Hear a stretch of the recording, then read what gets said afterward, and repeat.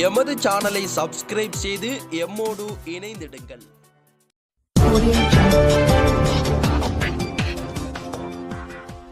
போலீஸை தாக்கிய போராட்டக்காரர்கள், பிரதமர் பாரிஸ் ஜான்சன் கண்டனம்.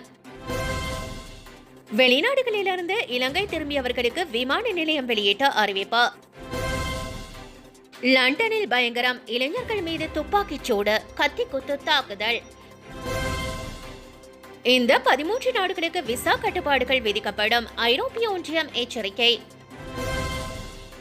காதலிடம் அந்தரங்க புகைப்படங்களுக்காக கெஞ்சிய பாரிஸ் ஜான்சன், வெளிவரும் பகீர் தகவல். ஒரு வயது குழந்தையை கண்ணிலேயே சுட்ட ராணுவம், ஒரே நாளில் 114 பேர் குன்று குவிப்பு, நெஞ்சை உருக்கும் காட்சி. தேவாலயத்துக்கு வெளியே நடத்தப்பட்ட தற்கொலை தாக்குதலின் சிசிடிவி காட்சி வெளியானது, உடல் பாகங்கள் சிதறி கிடப்பதாக தகவல். மொத்தமாக தரைமட்டமான 9 மாடி குடியிருப்பு, உடல் நசுங்கி பலியான பலர். போலீஸை தாக்கிய போராட்டக்காரர்கள், பிரதமர் பாரிஸ் ஜான்சன் கண்டனம். பிரித்தானியாவில் பாதுகாப்பு பணியில் ஈடுபட்ட போலீஸ் அதிகாரிகளை போராட்டத்தில் ஈடுபட்ட மக்கள் தாக்கியதற்கு பிரதமர் பாரிஸ் ஜான்சன் கண்டனம் தெரிவித்துள்ளார். பிரிஸ்டலில் ஆயிரக்கணக்கான ஆர்ப்பாட்டக்காரர்கள் புதிய போலீஸ் சட்டத்தை அமல்படுத்துவதற்கு எதிராக கெல்த பில் போராட்டத்தில் ஈடுபட்டுள்ளனர். கடந்த 3 நாட்களாக நடைபெற்ற இந்த போராட்டத்தில் 30க்கும் மேற்பட்ட மக்கள் கைது செய்யப்பட்டுள்ளனர். வெள்ளிக்கிழமை இரவு நடந்த ஆர்ப்பாட்டத்தின் போது பொதுமக்கள் திடீரென பாதுகாப்பு பணியில் ஈடுபட்ட நகர போலீஸ் அதிகாரிகளை கடுமையாக தாக்கியதாக கூறப்பட்டுள்ளது. அப்போது வன்முறையில் ஈடுபட்ட 10 பேரை நேற்று போலீசார் கைது செய்துள்ளனர். இந்நிலையில் போலீஸ் மீது மக்கள் தாக்குதல் நடத்தியதற்கு பிரதமர் பாரிஸ் ஜான்சன் கண்டனம் தெரிவித்து ட்விட்டர் பக்கத்தில் பதிவிட்டுள்ளார். அதில் பிரிஸ்டலில் போலீஸ் அதிகாரிகளுக்கு எதிராக இழிவான தாக்குதல்கள் நடந்துள்ளன.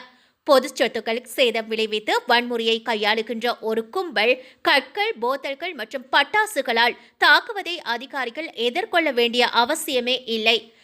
காவல்துறைக்கும் நகரத்துக்கும் எனது முழு ஆதரவு உண்டு என்ற பாரிஸ் ஜான்சன் தன்னுடைய கோபத்தை வெளிப்படுத்தியுள்ளார். லண்டனில் பயங்கரம், இளைஞர்கள் மீது துப்பாக்கிச் சூடு, கத்தி குத்து தாக்குதல். பிரித்தானியா தலைநகர் லண்டனில் இளைஞர்கள் மீது துப்பாக்கிச் சூடு, கத்தி குத்து தாக்குதல் நடத்தப்பட்டுள்ள சம்பவம் பரபரப்பை ஏற்படுத்தியுள்ளது. வடமேற்கு லண்டனில் உள்ள கிங்ஸ்பரி சாலையில் 2 இளைஞர்கள் தாக்கப்பட்டனர் என்று பெருநகர் காவல்துறை உறுதி செய்துள்ளது. மேலும் ஒருவர் இந்த தாக்குதலில் காயமடைந்ததாகவும், ஆனால் மருத்துவ சிகிச்சை தேவையில்லை என போலீசார் தெரிவித்துள்ளனர். சம்பவம் குறித்து போலீஸ் அளித்த தகவலின்படி இரவு 11:40 மணிக்கு கிங்ஸ்பரி பகுதியில் துப்பாக்கிச்சூடு நடந்ததாக அவசர சேவைக்கு அழைப்பு வந்துள்ளது. சம்பவ இடத்துக்கு விரைந்த அவசர சேவை குழுவினர் தாக்குதலில் காயமடைந்து கிடந்த 17 வயதுடைய 2 இளைஞர்களுக்கு சம்பவ இடத்தில் முதலுதவி அளித்தனர். பின்னர் உடனடியாக மருத்துவமனைக்கு கொண்டு சென்றனர். இருவருக்கும் உயிருக்கான ஆபத்து அளவுக்கு பயங்கர காயங்கள் எதுவும் ஏற்படவில்லை என்று போலீசார் தெரிவித்துள்ளனர். இந்த 13 நாடுகளுக்கு விசா கட்டுப்பாடுகள் விதிக்கப்படும், ஐரோப்பிய ஒன்றியம் எச்சரிக்கை. நாடு கடத்தப்பட்டவர்களை ஐரோப்பிய ஒன்றியத்திலிருந்து திரும்ப பெற தயக்கம் காட்டும் 13 நாடுகள் விசா கட்டுப்பாடுகளை எதிர்கொள்ளும் அபாயம் உள்ளது என்று ஜெர்மன் செய்தித்தாள் செய்தி வெளியிட்டிருக்கின்றது. ஜெர்மன் செய்தித்தாள் படி ஐரோப்பிய ஒன்றியத்திலிருந்து தங்கள் சொந்த குடிமக்களை திரும்ப பெறுவதை முறைப்படி தடுத்து வருகின்ற மொத்தம் 39 நாடுகளை ஐரோப்பிய ஆணையம் அடையாளம் கண்டுள்ளது. இதில் 13 நாடுகள் மிக மோசமான திருப்தியற்ற பட்டியலில் இடம்பெற்றுள்ளது.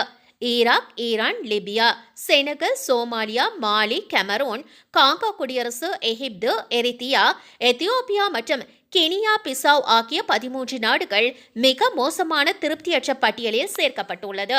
இந்த நாடுகள் தங்கள் குடிமக்களை திரும்ப பெறுவதற்கு ஒத்துழைக்காவிட்டால் ஐரோப்பிய ஒன்றியத்தின் விசா கட்டுப்பாடுகளை எதிர்கொள்ளும் என்று கூறப்பட்டுள்ளது. நாடு கடத்தப்பட்டவர்களை திரும்ப பெறும் விஷயத்தில் ஒத்துழைப்பை மேம்படுத்த மேற்குறிப்பிட்ட நாடுகளுடன் பேச்சுவார்த்தையை தொடங்குவதே ஐரோப்பிய ஆணையத்தின் தற்போதைய குறிக்கோளாக உள்ளது. ஆனால் பேச்சுவார்த்தையால் எந்த மாற்றமும் ஏற்படவில்லை என்றால் கோடை காலத்தில் தொடங்கி ஐரோப்பிய ஒன்றியம் இந்த நாடுகளிலிருந்து விசா விண்ணப்பங்களுக்கான செயலாக்க நேரத்தை நீடிக்கலாம் அல்லது அவர்களுக்கு விசா அனுமதி காலத்தை குறைக்கலாம் என்றும் விசா கட்டணத்தை அதிகரிக்கலாம் என்றும் அந்த செய்தித்தாள் செய்தி வெளியிட்டிருக்கின்றது. வெளிநாடுகளிலிருந்து இலங்கை திரும்பியவர்களுக்கு விமான நிலையம் வெளியிட்ட அறிவிப்பு. இலங்கையில் விமான நிலையங்களில் உள்ள தேர்வை வரியற்ற வர்த்தக நிலையங்கள் மீண்டும் திறக்கப்பட்டுள்ளதாக விமான நிலைய மற்றும் விமான சேவை அதிகார சபை தெரிவித்துள்ளது. வெளிநாடுகளில் இரு நாடு திரும்பியவர்கள் தனிமைப்படுத்தலுக்கான நடவடிக்கைகளை நிறைவு செய்திருந்தால் இந்த சேவையை பெற்றுக்கொள்ள முடியும். விமான நிலைய மற்றும் விமான சேவை அதிகார சபையின் இணையதளமூடாக பதிவு செய்த விமான நிலையங்களில் உள்ள தீர்வை வரியற்ற வர்த்தக நிலையங்களில் அனைத்து சேவைகளை பெற்றுக்கொள்ள முடியும் என்று அறிவிக்கப்பட்டுள்ளது. இது தொடர்பில் மேலதிக தகவல்கள் அறிந்து கொள்வதற்காக தொலைபேசி இலக்கம் ஒன்று ஏற்பாடு செய்யப்பட்டுள்ளது. 011-222-63-017 என்ற இலக்கமூடாக இந்த தகவல் அறிய முடியும் என்று அறிவிக்கப்பட்டுள்ளது. ஒரு வயது குழந்தையை கண்ணிலேயே சுட்ட ராணுவம். ஒரே நாளில் 114 பேர் கொன்று குவிப்பு. நெஞ்சை உருக்கும் காட்சி. மியான்மரில் நேற்று மார்ச் 27 ஒரே நாளில் மட்டும் நாடு முழுவதும் 114 பேரை ராணுவ ஆட்சிக்குழுவின் ஆயுதமேந்திய படையினர் கொன்று குவித்ததாக மியான்மர் நவ் செய்தி வெளியிட்டிருக்கின்றது. மியான்மரில் சமீபத்தில் நடந்து முடிந்த தேர்தலில் முறைகேடு நடைபெற்றதாக குற்றம் சாட்டிய அந்த நாட்டு ராணுவம் கடந்த மாதம் முக்கிய தலைவர்களை சிறைப்பிடித்து ஆட்சியை கவிழ்த்து அதிகாரத்தை கைப்பற்றியுள்ளது. இதைத் தொடர்ந்து ஆட்சி கவிழ்ப்பை எதிர்த்து போராடும் மக்களை இரக்கமின்றி மியான்மர் ராணுவம் சுட்டுக் கொன்று வருகிறது. மார்ச் மாதம் 27 ஒரே நாளில் நாடு முழுவதும் 114 பேரை ராணுவ ஆட்சிக்குழுவின் ஆயுதமேந்திய படையினர் கொன்று குவித்ததாக மியான்மர் நவ் செய்தி வெளியிட்டிருக்கின்றது.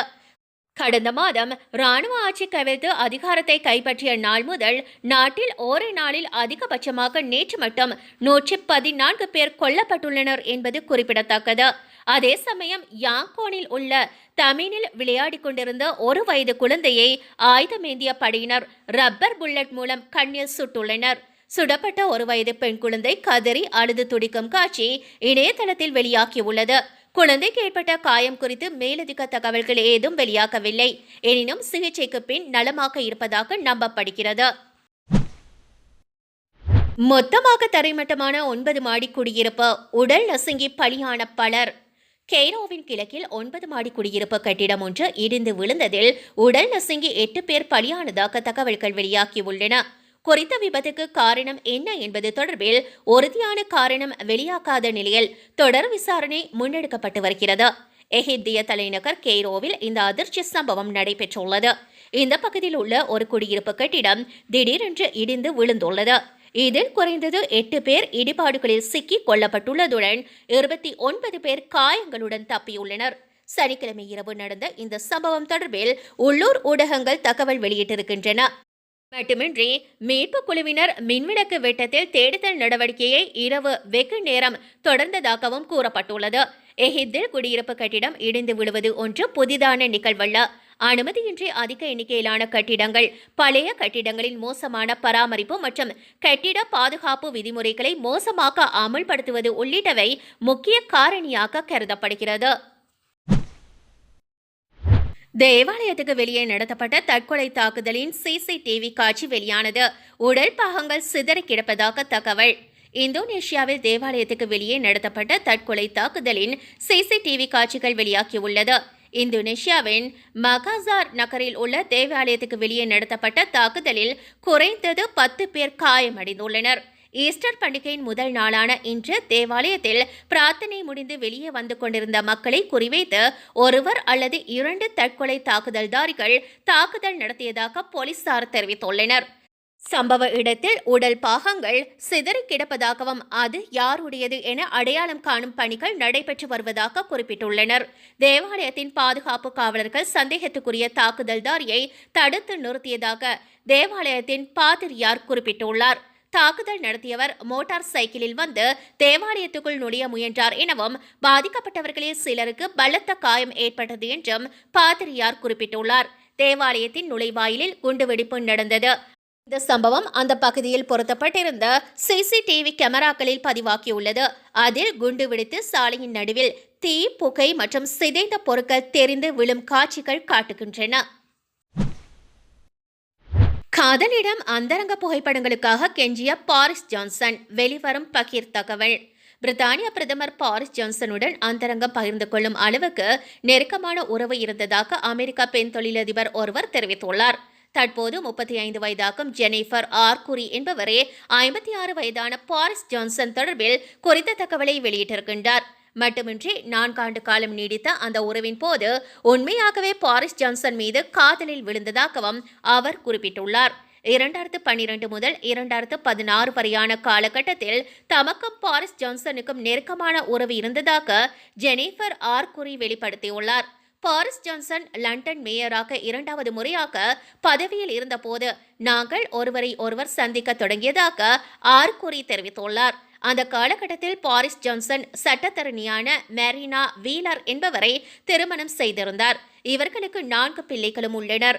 பாரிஸ் ஜான்சன் மீது தமக்கு உடல் மற்றும் அறிவார்ந்த ரீதியான ஈர்ப்பு ஏற்பட்டது என கூறும் ஆர்குரி பாரிஸ் ஜான்சனுக்கு ஒரு சந்தேக பெயர் ஒன்றையும் சூட்டியிருப்பதாக அவர் குறிப்பிட்டுள்ளார். பலமுறை தம்மிடம் அந்தரங்க புகைப்படங்கள் கேட்டு பாரிஸ் ஜான்சன் கெஞ்சியுள்ளார் என தெரிவித்துள்ளார் ஆர்குரி. ஆனால் தாம் அவரை ஏமாற்றாமல் கலைத்துவமான புகைப்படங்களை அனுப்பி வைத்ததாக அவர் குறிப்பிட்டுள்ளார். ஒரு கட்டத்தில் தங்களுடைய உறவு பாதிப்புக்கு உள்ளாகும் என்ற நிலை வந்த 2019களில் பாரிஸ் ஜான்சன் தமக்கு ஆதரவாக செயல்படவில்லை என்று ஆர்குரி தெரிவித்துள்ளார். நீண்ட 4 ஆண்டு காலம் மிக நெருக்கமான உறவு தங்களுக்கு இடையே நீடித்ததாக கூறுகின்ற ஆர்குரி, ஆனால் தமக்கு தெரிந்த தம்மை விரும்பிய அந்த நபர் தற்போது இல்லை, மாறிவிட்டார் என்றே ஆர்குரி குறிப்பிட்டுள்ளார்.